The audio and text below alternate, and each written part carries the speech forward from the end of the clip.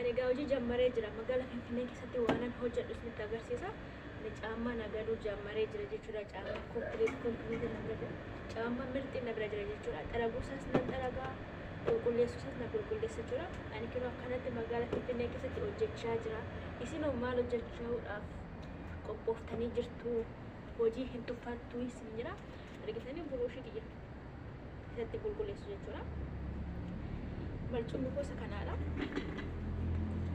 Bakki itti nagadu garuu iddoo kanadha jechuudha.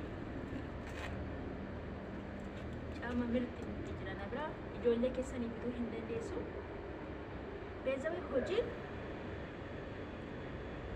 hojiin tuffii qabu, hojiin mirxii qabu, hojii bakka jirtanitti hojjedhaa isiniin jedha. Hojii maxariinaa barri dhaabbatee nama bara keessanitti fayyadama isiniin jedha. Akka kanatti